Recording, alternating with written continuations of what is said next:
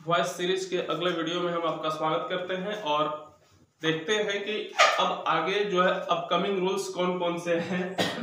इस सिलसिले में हमने बहुत सारी चीजों को डिस्कस कर रखा है पहले से भी, और अब कुछ और बातों को जो है उसके आगे ले चलते हैं। जरा ध्यान से देखिएगा, इस वी को हम सब्जेक्ट कंसीडर करेंगे, हैव यहां हो जाएगी ऑक्सिलरी वर्ब, लुक्ड एट यहां जो है हम इसको मेन वर्ब की तरह कंसीडर करेंगे। अब यहाँ पे एक चीज सोचने वाली है कि ये जो मेन वर्ब हमें दिख रही है इसके साथ एक प्रेपोजिशन जुड़ा हुआ है। तो याद रखिएगा, जब कभी भी किसी वर्ब के साथ प्रेपोजिशन जुड़ा हुआ है, इसके बाद वाले जो ऑब्जेक्ट को आप पहले निकालेंगे यहाँ वी की जगह पे, तो जैसे ही इसको पैसिव में बदलिएगा इस वर्ब को, अब इस वर्ब के साथ उस प्रेपोजिशन को लिखना पड़ेगा आपको। ऐसा नहीं है कि प्रेपोजिशन जो है साइड में हो जाएगा। अब जरा ध्यान से देखिएगा, द प्लान यहां होगा, अब हैव के साथ तो हैज देना पड़ेगा। जब हैज दे ही दिया तो आपको पता है कि बिन का इस्तेमाल आपको करना एकदम जरूरी हो जाता है। ठीक है, हैज बिन। अब लुक्ड जो आप लिखेंगे इसके साथ एट आपको देना होगा, अगर एट नहीं देंगे तो दिक्कत होगी आपको। ठीक है, हैज बिन लुक्ड एट। ठीक है, अब वी जो लिखा है आप चाहो तो बाई अस कर सकते हो। ठीक है, ये हो गया। यहाँ पे जो चीज हमें समझनी है वो ये है कि इस लुक का डायरेक्ट हम इसको ऑब्जेक्ट नहीं बना रहे हैं, बल्कि लुक के साथ जो एट लगा हुआ है ये दोनों साथ मिलकर एक कंबाइंड वर्ब बना रही है, इसलिए एट का इस लुक के साथ लिखा जाना बेहद जरूरी है। ठीक है, वही चीज हम यहाँ देख रहे हैं। दूसरे सेंटेंस को देखिएगा, यहां सब्जेक्ट अगर ध्यान से देखो तो लिखा है समबडी। आपको एक बार फिर से हम बता दें, somebody, anybody, nobody, no one, everyone, someone, ये सब जहां भी होंगे ये एक तरह से इंडेफिनिट प्रोनाउंस होते हैं। ठीक है, इंडेफिनिट प्रोनाउंस को कभी भी बाई के बाद नहीं रखा जाता। ठीक है, क्योंकि इनसे ये पता नहीं चल पाता है कि काम करने वाला वास्तव में है कौन। ठीक है, अब जरा देखिएगा, इस योर मिल को तो हम पहले ले आएंगे, योर मिल। ठीक है, हैज यहां ऑक्सिलरी वर्ब दे रखी है सिंगुलर, तो योर मिल, मिल तो आफ्टर ऑल सिंगुलर ही होना है। ठीक है, हैज बीन। ठीक है, अब पेड जो यहां दिख रहा है, पेड के साथ फॉर आपको लिखना ही पड़ेगा, पेड फॉर। अब आपके दिमाग में ये बात चल रही होगी कि क्या यहाँ पे बाई समबडी का यूज करना एकदम जरूरी है।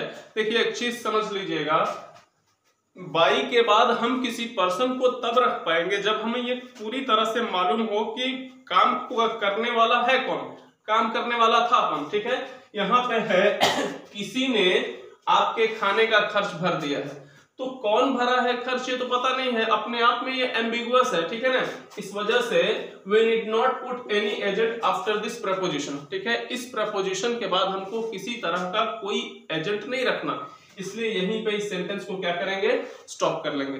सिंपल सी बात यहाँ ये आपको समझनी है कि अगर हमारे साथ हमारे पास preposition अगर जुड़ा हुआ है किसी वर्ब के साथ, तो इस कंडीशन में वॉइस पैसिव बनाते समय इसी वर्ब के बाद हमें उस प्रेपोजिशन का इस्तेमाल करते रहना है। ठीक है ना। अच्छा, बात यहां तक खत्म नहीं होती, पहले एक एग्जांपल और ले लेते हैं, उसके बाद आप समझिएगा कि यहां है क्या, इसका वास्तविक मीनिंग है क्या। पहले आप ये समझ लीजिएगा,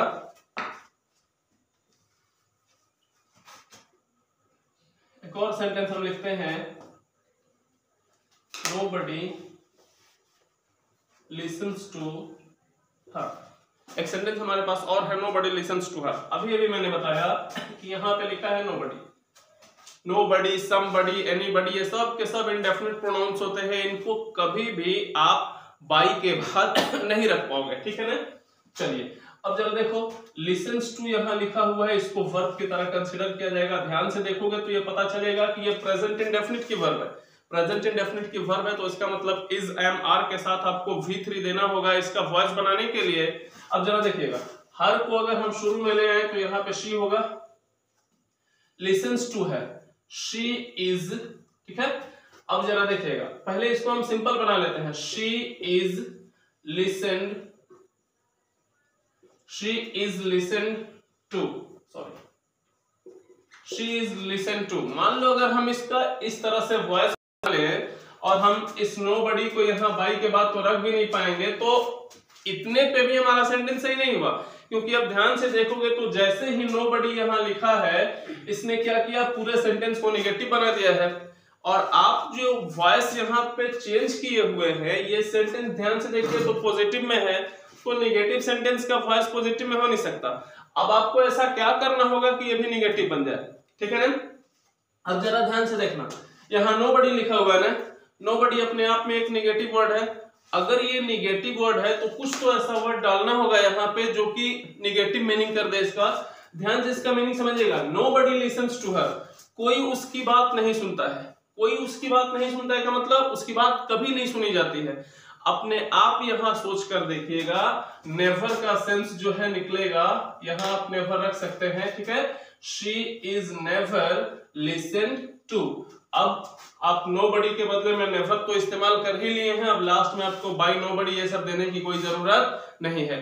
आमतौर पर जो हम यहाँ देखते हैं वो यही है कि जो डायरेक्ट हमारे पास वर्ब आती है, इसके बाद जो ऑब्जेक्ट हम लोग देते हैं, इसी को हम लोग पहले निकालते हैं और इस वर्ब को V3 में चेंज किया जाता है। लेकिन यहाँ पे क्या है कि इसको V3 में हम चेंज कर जरूर रहे हैं, लेकिन इसके साथ ये प्रेपोजिशन भी जो है जुड़ा हुआ है।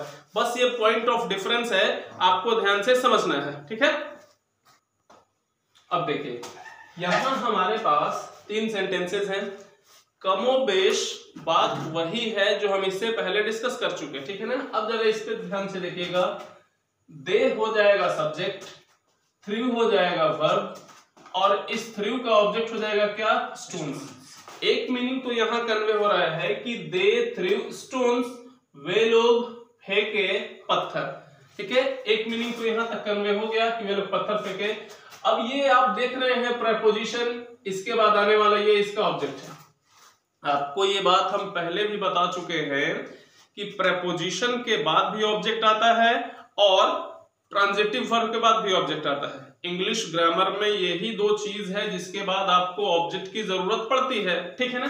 तो अब जरा देखो, ये जो ऑब्जेक्ट है ये इस प्रेपोजिशन का है, लेकिन ये जो ऑब्जेक्ट है इस थ्रू वर्ब का है। इससे पहले हमने क्या देखा था कि जो वर्ब थी वो प्रेपोजिशन के साथ जुड़ के आया हुआ था। ये वर्ब जो है प्रेपोजिशन के साथ जुड़ के आया हुआ था, इसलिए इस वर्ब के साथ हम इस प्रेपोजिशन को भी जो है कनेक्ट कर रहे थे, ठीक है ना। लेकिन अब क्या है, ये वर्ब जो है इस प्रेपोजिशन के साथ डिफरेंट है, ठीक है ना। ये अलग है इस वर्ब से जो है ये प्रेपोजिशन बिल्कुल अलग है, ठीक है ना। अब क्या करेंगे, देखिए ऑब्जेक्ट तो हमारे पास 2 है, एक ऑब्जेक्ट यहाँ पे स्टोन्स, एक ऑब्जेक्ट यहाँ पे हिम। तो अब ये सोचने वाली बात है कि क्या दोनों ऑब्जेक्ट्स को निकालकर हम पैसिव वॉइस बना सकते हैं या नहीं। जरा ध्यान से देखिएगा, पहले इसको हम निकाल लेते हैं। स्टोन्स यहां निकलेगा, स्टोन्स, ठीक है ना। अब एक चीज जरा है वो देखिएगा, स्टोन सिंगुलर भी हो सकता है, प्लूरल भी हो सकता है। जब स्टोन को जो है बिल्डिंग मटेरियल माना जाएगा एज ए मटेरियल नॉर्म, ठीक है ना, तो उसको हमेशा सिंगुलर रखते हैं, वर्ब सिंगुलर होती है। यहाँ पे जो स्टोन्स है देखने से आपको लगेगा कि पत्थर के बहुत सारे टुकड़ों की बात हो रही है, तो वहां पीसेज ऑफ स्टोन की बात हो रही है, ठीक है ना, इसलिए इसको प्लूरल कंसिडर करेंगे आप, ठीक है ना। स्टोन्स थ्रू है पास्ट इंडेफिनिट, तो वर थ्रोन होगा, वर थ्रोन, ठीक है ना। Stones were throne. अब देखो, दे के बदले में स्टोन्स, थ्रू के बदले में वर थ्रोन, स्टोन्स को आप ले गए पहले। अब ये जो एट लिखा है ना, यहां रख लो, और हिम को आप यहां रखना ही पड़ेगा आपको। लास्ट में आप चाहो तो बाई देम का इस्तेमाल कर सकते हो।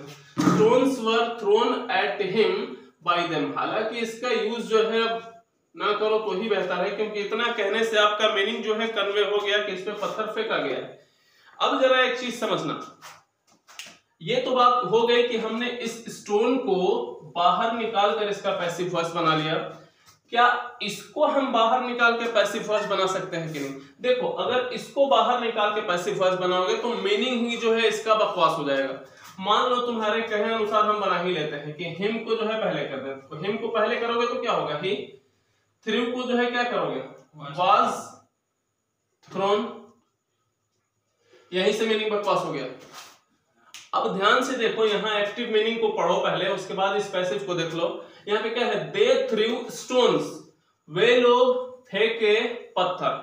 तो फेंका क्या गया है, पत्थर ना फेंका गया है, लेकिन इसको पढ़ो तो ही वाज थ्रोन, यहीं से पता चला कि उसी को फेंक दिया गया। क्या ये लॉजिकल मीनिंग हो सकता है कभी? याद रखना इस बात को, अगर आपकी वर्ब प्रेपोजिशन से अलग है तो इस प्रेपोजिशन के ऑब्जेक्ट को बाहर निकालकर पैसिव वॉइस कभी भी नहीं बनाया जाएगा। बात समझ रहे हैं? ऑब्जेक्ट वही होगा पैसिव वॉइस में जो कि इफेक्ट रिसीव करता है। ठीक है, हम पहले भी ये बात बता चुके हैं कि जो काम हो रहा है जिसपे उसका प्रभाव पड़ेगा उसी ऑब्जेक्ट को आप बाहर निकालकर उसका वॉइस बना पाओगे। अब हम यहां देख रहे हैं कि फेंकने का प्रभाव तो पत्थर पे पड़ा है, हिम को थोड़े फेंका गया है। बात समझ रहे हो ना?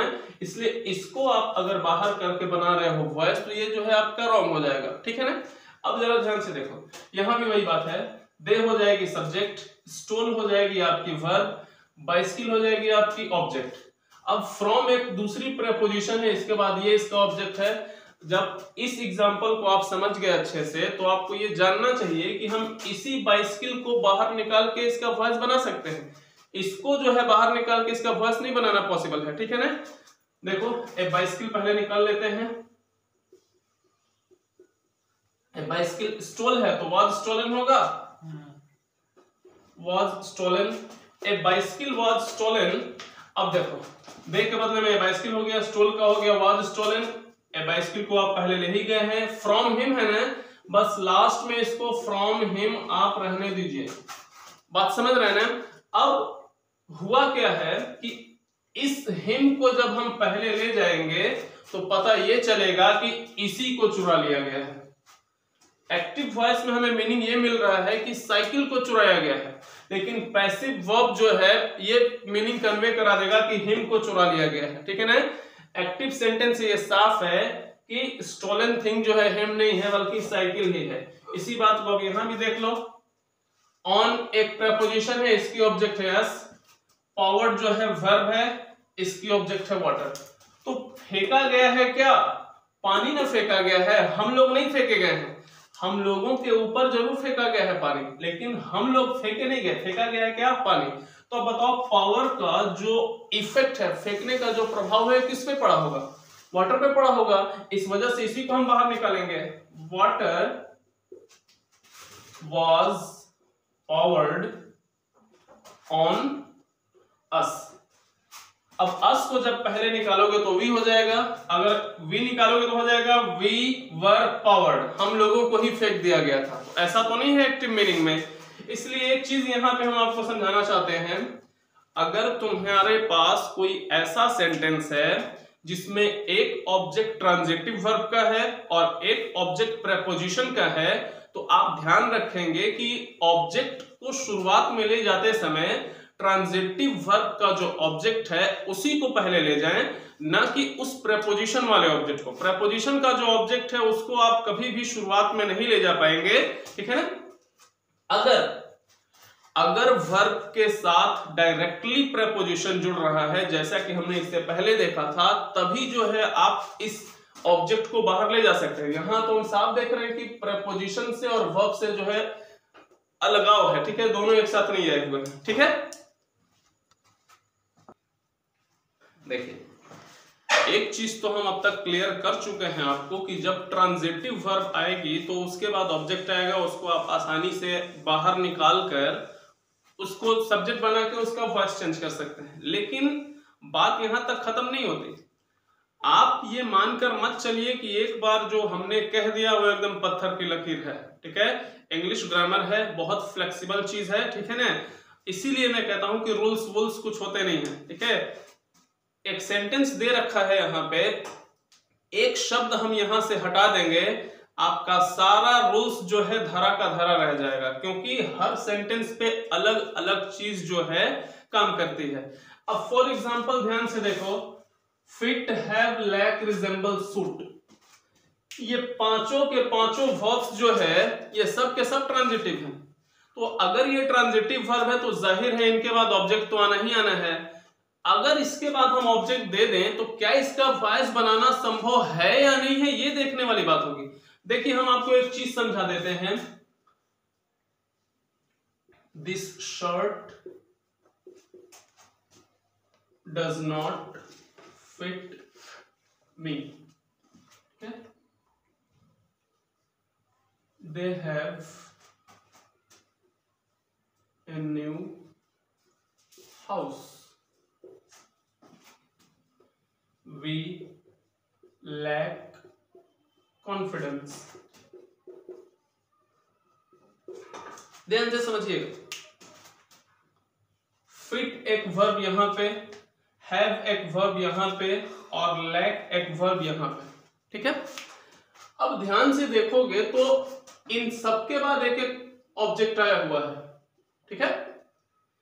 ट्रांजिटिव वर्ब तीनों है, सबके बाद ऑब्जेक्ट भी आया हुआ है, तो क्या इसका पैसिव वॉइस हम बना पाएंगे कि नहीं, ये देखने वाली बात है। अब एक चीज सोचो तुम, एक बात हम तुम लोगों से कई बार बता चुके हैं, शायद ध्यान पे ना भी हो। मैंने कहा था कि वर्ब का सिर्फ ट्रांजिटिव होना जरूरी नहीं है, बल्कि हमें यह भी देखना पड़ेगा कि उस वर्ब में एक्शन है कि नहीं है, ठीक है। अब देखो फिट, अगर मैं ये कहूं कि ये शर्ट मुझे नहीं हो रहा, ये शर्ट मुझ में फिट नहीं आ रहा, तो इस फिट वर्ब में एक्शन है कहां? इसमें कोई ऐसा काम नहीं ना हो रहा है जिसका प्रभाव पड़ रहा है मुझ पर, नहीं, बल्कि ये फिट जो है एक ऐसी वर्ब है जो कि एक्शनलेस है, इसमें एक्शन ही नहीं है। ये अलग बात है कि ट्रांजिटिव है, लेकिन इसमें एक्शन नहीं है, ठीक है। हैव यहां पे है, देखो हैव के साथ कंडीशन थोड़ी सी डिफरेंट है। हैव जो है यहां आप ध्यान से देखो तो ये पोजीशन शो कर रहा है, ठीक है ना। They have a new house, उनका एक नया घर है, यहां पे हैव जो है पोजीशन शो कर रहा है। कभी भी जब हैव पोजीशन शो करेगा, जब हैव से अधिकार दिखाया जाएगा, तो आप इसका पैसिव वॉइस कभी नहीं बना पाओगे। लेकिन एक कंडीशन ऐसी भी है जब हैव का पैसिव वॉइस बना भी पाओगे तुम, ठीक है। वो इस तरह से बन पाएगा, जैसे मान लो दे हैव गुड ब्रेकफास्ट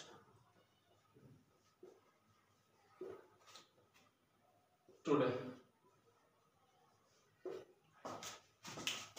अब जरा एक चीज समझना है यहां पे, क्या तुम्हें लगता है कि यहां हैव, ये जो हैव लिखा हुआ है ये अधिकार दिखाने वाला वर्ब है।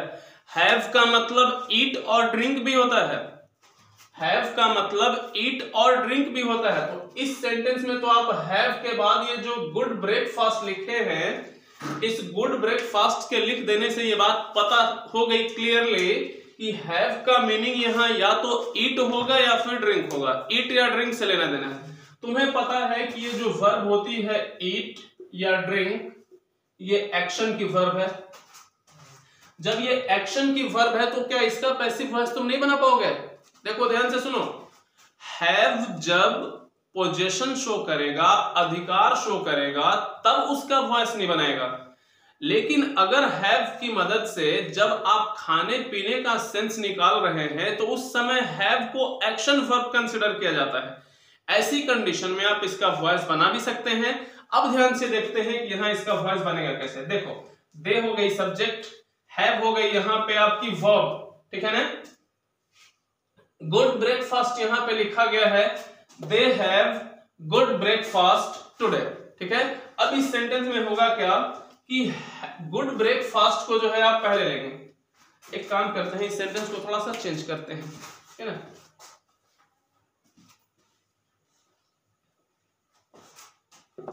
हैड कर देते हैं, they had good breakfast there, ठीक है। They had good breakfast there, उन्होंने जो है काफी अच्छा नाश्ता किया वहां पे, ठीक है ना। अब जरा ध्यान से समझना, ये जो हैड लिखा हुआ है ये इसी हैव का फॉर्म है ना, हैव का ही फॉर्म है। आप तुम्हें पता है कि ये जो हैड लिखा है, देखो हैव जो होती है वो वर्ब की फर्स्ट फॉर्म होती है। हैड इसका V2 भी होता है और इसका V3 भी होता है, ठीक है ना। अब यहां हमें ध्यान रखना होगा कि हेड जो है वो V2 है या V3 है। V3 तो तब होता जब इसके साथ और एक हैज, हैव या हैड आया होता, लेकिन अकेले हम हेड देख रहे हैं तो इसका मतलब ये V2 ही है, इस वर्ब का सेकंड फॉर्म है ये, ठीक है। अब जरा ध्यान से देखो, गुड ब्रेकफास्ट को हम क्या करेंगे, यहां ले आएंगे, गुड ब्रेकफास्ट। अच्छा, अगर इसको हम पास्ट इंडेफिनिट मान ले वर्ब का सेकंड फॉर्म, तो अब बताओ वाज वर्ब का यूज करना पड़ेगा कि नहीं, ठीक है ना। गुड ब्रेकफास्ट वाज, ठीक है। अच्छा, वाज तो रख लिए, अब वाज के साथ आपको थर्ड फॉर्म भी तो रखना होता है ना, तो अब क्या करोगे, ये हेड का हैव जो यहाँ पे वर्ब रखे हो तो इसका V3 तुम्हें चाहिए ना, तुम्हें तो पता है कि हेड का V2 भी हेड होता है और हेड का V3 भी हेड होगा, तो अब लिखना पड़ेगा good breakfast was had there bye them. बात समझ में आ रही है। अब एक चीज समझ रहे हो कि यहाँ पे वाज भी लग गया, हेड भी लग गया, ये कैसे पॉसिबल है, ये इसलिए पॉसिबल है क्योंकि यहाँ पे जो हेड दिख रहा है ना तुम्हें, ये ऑक्सिलरी वर्ब नहीं है, उसी तरह यहां भी हेड ऑक्सिलरी वर्ब नहीं है। तुम्हें एक बात समझाता हूं मैं, जरा ध्यान से समझना।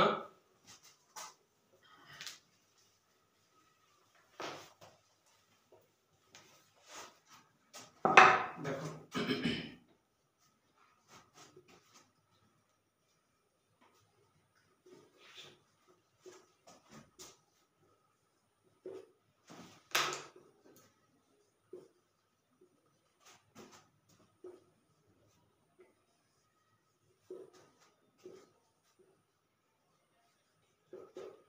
देखिए, यहां पर जो हैव लिखा गया है और यहां पे जो हैव लिखा गया है, इन दोनों में थोड़ा सा फर्क है। इस हैव के साथ हमने दे रखा है बॉट, वर्ब का थर्ड फॉर्म, तो इससे ये बात तो साबित हो गया कि इस वर्ब की वजह से इसका थर्ड फॉर्म रखा गया, ये ऑक्सिलरी वर्ब हो गई, ये मेन वर्ब हो गई, ठीक है। लेकिन यहाँ पे जो हैव लिखा गया, इसके साथ हमने कहीं भी V3 का इस्तेमाल नहीं किया। जब इसके साथ V3 का इस्तेमाल ही नहीं हुआ है तो इसका मतलब ये मेन वर्ब हो गई। अच्छा, मेन वर्ब हो गई तो इसका मतलब ये वर्ब की पहली फॉर्म है, ठीक है। अब इसी हैव को हम यहाँ पे हेड में बदल दें तो हेड भी तो यहाँ मेन वर्ब ही होगा ना, ठीक है। उसी तरह से अगर हम हैव की जगह पे हेड रख दें तो अब हेड यहाँ क्या होगा, ऑक्सिलरी वर्ब होगा। याद रखो, हैज, हैव, हेड के बाद अगर V3 रखते हो तभी ये ऑक्सिलरी वर्ब होगा। अगर अकेले आ रहा है तब तो ये मेन वर्ब ही होना है। अगर इसको मेन वर्ब की तरह कंसीडर कर ही रहे हो तो जरा ध्यान से समझ लो। सेंटेंस हमारा था, एक दूसरा सेंटेंस ले लेते हैं।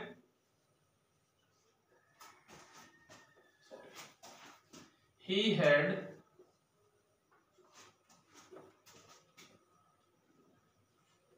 a good supper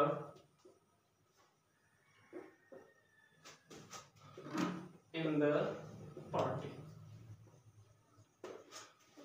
good breakfast के पहले ए नहीं लगाया हुआ था ना, गुड ब्रेकफास्ट के पहले ए रखना होगा क्योंकि वहां पे ब्रेकफास्ट जो है क्लास का सेंस दे रहा है, ठीक है ना, वो एक मिस्टेक हो गई। यहाँ पे देखिए, ए गुड सपर, सपर आप समझते हैं, ठीक है, सपर बोलते हैं उस रात के खाने को। अब ध्यान से देखो, ही तो हो जाएगा सब्जेक्ट, हेड हो जाएगी वर्ब। अब जरा ध्यान से एक चीज समझना, यहाँ हेड अकेले ही है ना, क्या इसके साथ आपने V3 कहीं कोई रखा हुआ है, नहीं। अगर इस हेड को तुम मानना चाहो तो क्या मानोगे, V2 मानोगे कि नहीं। इसके साथ अगर V3 होता तब नहीं इसको ऑक्सिलरी मानते, यहां तो V2 माना जाएगा। अब यहां ध्यान से देखो, ए गुड सपर रखना होगा, ए गुड सपर, ठीक है। अच्छा, अगर ये V2 है तो तुम्हें पता है कि वाज वर्ब के साथ V3 देंगे तभी जो है इसका वॉइस बनाना पॉसिबल है। A good supper was had करना पड़ेगा क्योंकि हेड का तीसरा भी तो हेड होगा। आप जानते हैं ना कि बी के साथ जब तीसरा लगाएंगे तभी वॉइस बनाना पॉसिबल है। वाज वर्ब के रूप में हमने बी रख लिया, इसके बाद हेड रख लिया तो ये V3 हो गया, ठीक है ना। A good supper was had in the party by him. ये रहा आपका वॉइस, ठीक है ना। अच्छा, अब हम देख रहे हैं कि ये जो हैव है इसकी दो फंक्शन है। एक तो ये अधिकार शो करता है, जब अधिकार शो करेगा तब इसका वॉइस बनाना पॉसिबल नहीं है, लेकिन जब इससे खाने पीने का सेंस दिया जाएगा तब इसको हम एक्शन वर्ब मानते हैं, उस स्थिति में इसका वॉइस बना सकते हैं। लैक, लैक का मतलब होता है कमी होना। अगर मैं कहूं दे लैक कॉन्फिडेंस, उनमें आत्मविश्वास की कमी है, तो इसका मतलब सीधा ये हो जाएगा कि कमी होना कोई एक्शन वर्ब नहीं है, वो आपकी स्टेट को शो करेगा, वो आपकी दशा बताएगा कि जो है आपकी स्थिति कैसी है, ठीक है ना। उसी तरह से रिजेंबल, रिजेंबल का मतलब होता है एक जैसा दिखना। अगर मैं कहूं ही रिजेंबल्स हिज फादर, वह अपने बाप जैसा दिखता है, तो इसका मतलब किसी की तरह दिखना कोई काम नहीं है, ये आपकी स्टेट है, ये आपकी पहचान है कि आप वैसे दिखते हैं। उसी तरह suit, this water does not suit me, यह पानी मुझे सूट नहीं करता। तो पानी अगर सूट नहीं करता आपको, तो सूट करना यहाँ पे एक्शन थोड़े हुआ, वो तो उस वाटर की अपनी क्वालिटी है कि वो आपको सूट नहीं करता। बात समझ रहे हो ना। कुल मिलाकर आप यूं समझ लो कि यह है तो ट्रांजिटिव वर्ब, लेकिन बावजूद ट्रांजिटिव वर्ब होने के इसका आप पैसिव वॉइस नहीं बना पाओगे, क्योंकि ये सब के सब एक्शनलेस हैं, ठीक है ना। भले ही वर्ब ट्रांजिटिव हो, अगर वो एक्शनलेस है तो उसका वॉइस जो है बनाना आपके लिए पॉसिबल नहीं है, ठीक है। अब तक हमने जो है वॉइस के बहुत सारे कॉन्सेप्ट्स डिस्कस किए हैं। मुझे उम्मीद है कि ये सारी चीजें जो है आपको बहुत हेल्प करेंगी आने वाले सारे के सारे अपकमिंग एग्जामिनेशंस में। और कल से जो है हम टेंस के कुछ महत्वपूर्ण जो है कॉन्सेप्ट्स लेकर आपके सामने फिर से हाजिर होंगे। और मुझे उम्मीद है कि ये सारे के सारे रूल्स जो हमने आपको वॉइस में सिखाए हैं, ये आपको बहुत ज़्यादा हेल्प करेंगे सारे के सारे एग्जाम्स में, चाहे किसी भी एग्जाम की आप तैयारी कर रहे हो। देखिए हमारा साफ यहाँ से एक मतलब ये है कि हम एक ऐसी इंग्लिश जो है डेवलप करना चाहते हैं स्टूडेंट्स के अंदर, जो कि उनके अंदर कॉन्सेप्ट को जो है डेवलप करें, ना कि आप रूल और रट्टे में जो है उलझ के रह जाओ। इससे इंग्लिश कभी ना सीखी गई है ना सीखी जाएगी। इसलिए मैं भरपूर कोशिश करूंगा कल से कि टेंस भी जो है जिस तरह से है उसको और ज्यादा दमदार तरीके से प्रेजेंट करूं। तब तक के लिए आप अपना ख्याल रखें, be safe, be at home and keep social distancing, keeping in view the disaster of corona virus. Thank you.